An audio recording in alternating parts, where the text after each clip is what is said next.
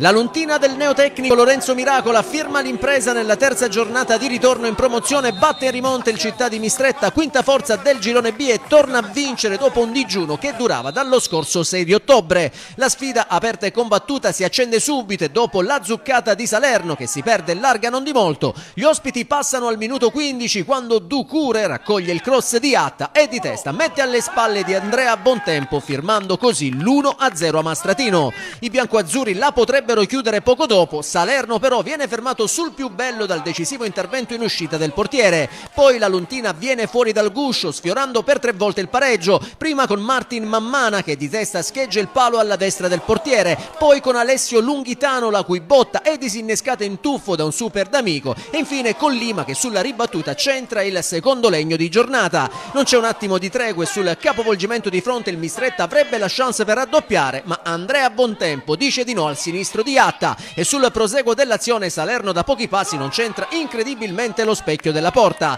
Bersaglio che nel finale di frazione non trova nemmeno la Luntina, con i tentativi operati da Jack Bontempo e da Lima che si perdono fuori non di molto. Nella ripresa però, dopo la conclusione di Salerno che esalta le doti di Andrea Bontempo, la Luntina torna a spingere accarezzando a più riprese il pareggio, ci prova Rasi ma spara alto da pochi passi. Successivamente Jack Bontempo dalla bandierina mette in mezzo ma nessuno riesce a spingere il pallone in rete, quindi Lima si libera al limite dell'area alzando troppo la mira e infine ancora Rasi tutto solo davanti alla porta spara incredibilmente alto. Gli sforzi degli aluntini vengono premiati però al minuto 80 quando Franco Mammana in acrobazia mette alle spalle di D'Amico il pallone che regala ai suoi il gol dell'1-1. A questo punto i locali ci credono e 3 minuti dopo ribaltano tutto grazie a Marco Lunghitano che da 0 metri deve solo spingere in rete l'ottimo lavoro di Alessio Lunghitano, facendo così a Luntina 2 Mistretta 1. Nell'occasione però vibranti le proteste dei biancoazzurri che vorrebbero la rete annullata in quanto il pallone avrebbe superato la linea di fondo,